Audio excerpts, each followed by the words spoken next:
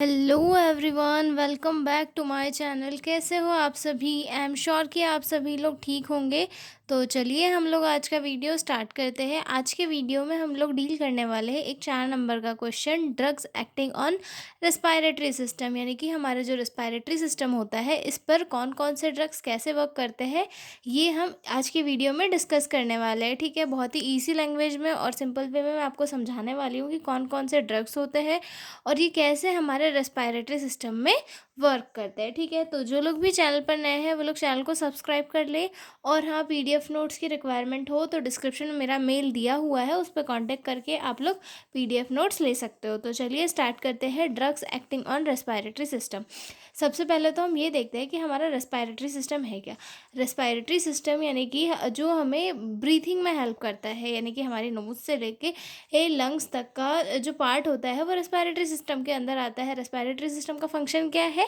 Body के अंदर oxygen को इनहेल करना और बॉडी से जो वेस्ट गैसेस है, कार्बन डाइऑक्साइड या फिर अदर गैसेस है, उन्हें एक्सक्रीट आउट करना। ठीक है, जब हम ऑक्सीजन को इनहेल करते हैं, मतलब नोज़ के थ्रू इनहेल करते हैं, तो ऑक्सीजन हमारे एल्वोलाई में जाती है और उसके थ्रू जो है हमारी आर्टरीज में जाती है और आर्टरीज के थ्रू जो है पूरे हमारे ब्लड के थ्रू जो है पूरी बॉडी के पार्ट्स में सर्कुलेट होती है। तो रेस्पायरेटरी सिस्टम हमारे बॉडी का एक बहुत ही इम्पॉर्टेंट पार्ट होता है, जिसमें जो है कई सारी डिसीज़ कॉज हो जाती है। मतलब रेस्पायरेटरी सिस्टम में बहुत सारी जो है कुछ एबनॉर्मलिटीज़ कॉज हो जाती है, किसी भी रीज़न से हो सकती है, चाहे फिर वो पोल्यूशन, या सबसे ज़्यादा तो एयर पोल्यूशन की वजह से, स्मोकिंग की वजह से, या फिर वीक इम्यूनिटी की वजह से जो है रेस्पायरेटरी सिस्टम में डिसीज़ेस कॉज हो जाती है।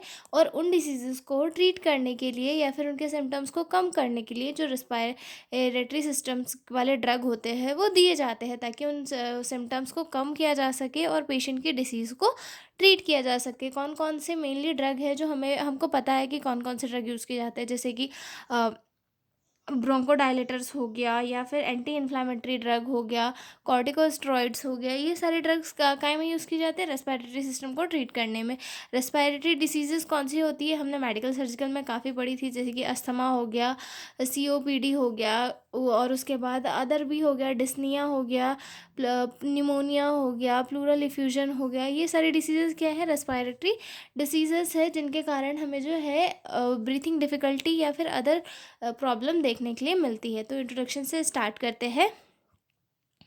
Respiratory system help in breathing and gas exchange oxygen in carbon dioxide out. यानी कि रेस्पायरेटरी सिस्टम क्या होता है? हमारी बॉडी में ब्रीथिंग के लिए इम्पॉर्टेंट होता है। ये गैस एक्सचेंज की फंक्शनिंग करता है, ऑक्सीजन को इनहेल करता है और कार्बन डाइऑक्साइड को एक्सहेल करता है। ठीक है, respiratory drugs help treat diseases like asthma, bronchitis, COPD and allergic condition. और रेस्पायरेटरी ड्रग किस चीज़ में हेल्प करते हैं? रेस्पायरेटरी ड्रग्स जो है रेस्पायरेटरी डिसीजेज, जैसे कि अस्थमा हो गया, ब्रोंकाइटिस हो गया, सीओपीडी हो गया, या फिर एलर्जिक रिएक्शन हो गए, इन सारे डिसीजेस को ट्रीट करने में हेल्प करते हैं। ठीक है, these drug work by relaxing airway muscles, reducing inflammation, cleaning mucus, fighting infection.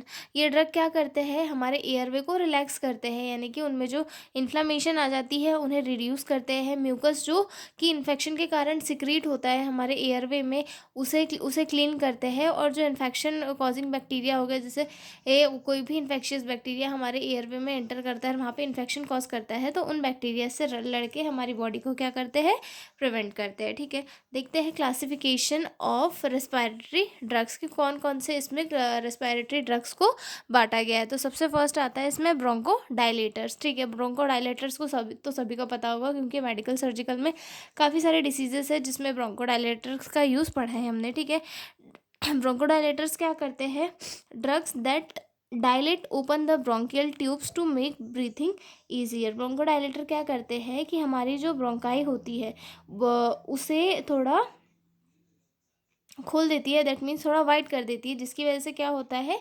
आसानी से हमारी जो रेस्पिरेशन की प्रोसेस है वो ईजी हो जाती है। ठीक है, जिसकी ब्रोंकोडायलेटर्स के भी टाइप होते हैं, बीटा 2 एगोनिस्ट, जिसका एग्जांपल क्या है? साल्बिटामॉल और टेरब्यूटालाइन ठीक है। उसके बाद आता है एंटी कोलिनर्जिक ड्रग्स, जिसका एग्जाम्पल है आइप्रोट्रेपियम ब्रोमाइड। ओके, उसके बाद आता है मिथाइलेंजिनथिन्स, इसका एग्जांपल है थियोफाइलिन एंड एमिनोफाइलिन। ठीक है, तो ये जो है ब्रोंकोडायलेटर्स के टाइप्स है, जो इनका मैकेनिज्म ऑफ एक्शन थोड़ा थोड़ा सा अलग है, वो ज़्यादा डिटेल में चल जाएंगे, इसलिए हम उसको यहाँ पे डिस्कस नहीं कर रहे हैं। ठीक है, पर ब्रोंकोडायलेटर्स क्या करते हैं, हमारी ब्रोंकाई को वो थोड़ा क्या कर देते हैं, थोड़ा खोल देते हैं, जिसकी वजह से ब्रीथिंग ईजी हो जाती है। ठीक है, उसके बाद अगला है anti inflammatory drugs. Anti inflammatory drugs क्या करते हैं,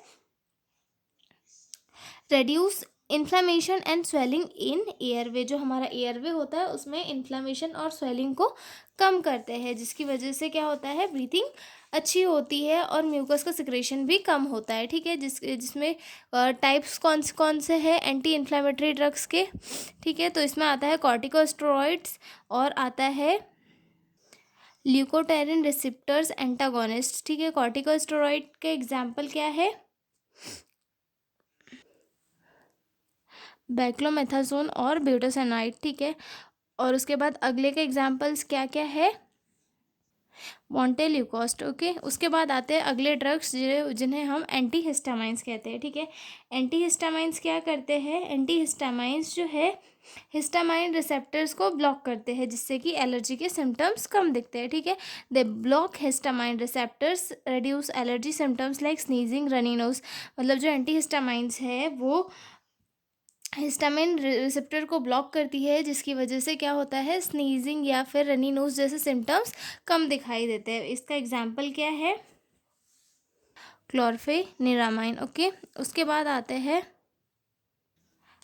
एक्सपेक्टोरेंस एंड म्यूकोलाइटिक्स। ठीक है, ये क्या करते हैं, help clear mucus from respiratory tract. For example के लिए गुआइफेसिनिन एंड एसिटाइलसेसिटिन। ठीक है, ये क्या करते हैं, एक्सपेक्टोरेंट्स और म्यूकोलाइटिक्स क्या करते हैं कि जो हमारा म्यूकस होता है इससे मतलब थोड़ा थिन कर देते हैं, मतलब पतला कर देते हैं, जिसकी वजह से वो आसानी से स्क्रीट आउट कर देता है, मतलब हम म्यूकस को हमारे रेस्पिरेटरी सिस्टम से क्लीन करते हैं, ताकि इफ़ेक्टिव ब्रीथिंग हो सके। ठीक है, उसके बाद आता है anti tissue drugs. Anti tissue drugs क्या करते हैं, मतलब खांसी को रोकने में इन्हें यूज़ किया जाता है। ठीक है, suppress cough reflex, for example के लिए कोडीन। ओके, अब देखते हैं इंडिकेशंस क्या क्या है रेस्पिरेटरी ड्रग के। तो रेस्पिरेटरी से रिलेटेड जो भी डिसीजेस है हमें लिख देनी है, जैसे कि अस्थमा हो गया, सीओपीडी हो गया, एलर्जिक कंडीशंस हो गई। ठीक है, स्नीजिंग वगैरह हो गया, एलर्जिक कंडीशन में जैसे कि स्नीजिंग हो गया, रनी नोज वगैरह हो गया। ठीक है, रेस्पिरेटरी कंडीशन हो गया, कफ हो गया, पल्मोनरी हाइपरटेंशन हो गया, एक्यूट रेस्पिरेटरी डिस्ट्रेस हो गया, या फिर स्मोकिंग एशन। दैट मीन्स कि जब किसी पेशेंट की स्मोकिंग वगैरह छुड़ाई जाती है तो उस टाइम पे जो है इसे यूज़ किया जाता है। ठीक है, आगे देखते हैं नर्सिंग रिस्पॉन्सिबिलिटी की क्या क्या नर्सिंग रिस्पॉन्सिबिलिटी होती है। ठीक है, मतलब इसमें नर्सिंग कंसिडरेशंस लिखा है, पर ये नर्सिंग रिस्पॉन्सिबिलिटी है, तो आप कंफ्यूज मत होइएगा। ठीक है, सबसे फर्स्ट आती है इसमें नर्सिंग रिस्पॉन्सिबिलिटी में assess respiratory status before and after drug administration, rate, effort, breath, sound. जो नर्सेज होती है उसे रेस्पिरेटरी सिस्टम से जो भी रिलेटेड जो अगर वो डिसीज़ है और उस पेशेंट को जो है मेडिसिन वगैरह दे रही है, तो उस टाइम पे उसे उसकी रेस्पिरेटरी फंक्शन चेक करनी चाहिए कि मतलब पेशेंट की ये जो है हाँ रेट वगैरह कितनी चल रही है, वो प्रॉपरली ब्रीथ कर पा रहा है या नहीं, ब्रीथ साउंड कैसा है, विजिंग तो नहीं है, उसको एफर्ट लग रहे हैं क्या ब्रीथ लेने में, ये सारी चीज़ें जो है नर्स को चेक करनी चाहिए। ठीक है, teach correct inhaler and nebuliser techniques. Patient को सिखाना चाहिए कि कैसे कैसे एक करेक्ट टेक्निक्स के थ्रू नेबुलाइजर और इनहेलर का यूज़ किया जाता है, कि मतलब कैसे जब उसमें ड्रॉप वगैरह डाल के मास्क वगैरह प्रॉपरली लगा के जो है ये बस टीम ली जाती है। ठीक है, monitor for side effect like trimmers, dry mouth और ड्रॉसीनेस। ठीक है, पेशेंट को हमेशा साइड इफ़ेक्ट के लिए मॉनिटर करते रहना चाहिए था, जैसे कि ट्रेमर्स या फिर ड्राई माउथ या फिर डिजीनेस हो रहा है पेशेंट को, तो देखते रहना चाहिए। ठीक है, encourage patient to avoid allergens and smoking. Patient को जो है जो जो चीज़ें एलर्जी कॉज कर सकती है, जैसे कि स्मोकिंग या फिर अदर सब्सटेंस जो पेशेंट को जिससे एलर्जी हो, उन सारी चीज़ों को अवॉइड करने के लिए इनकरेज करना चाहिए। ठीक है, educate on adherence to medication especially in chronic condition like asthma and COPD। Patient को जो है, अगर वो क्रोनिक डिसीज़ वाला पेशेंट है जैसे कि अस्थमा या फिर सीओपीडी, तो उसे जो है मेडिसिन की इंपॉर्टेंस अच्छे से समझानी चाहिए कि मेडिसिन की हेल्प से आप कैसे कैसे जी सकते हो। मेडिसिन नहीं खाओगे तो आपको क्या क्या दिक्कतें फेस करनी पड़ सकती है। तो ये सारी चीज़ें जो है एक नर्स को पेशेंट को समझानी पड़ती है।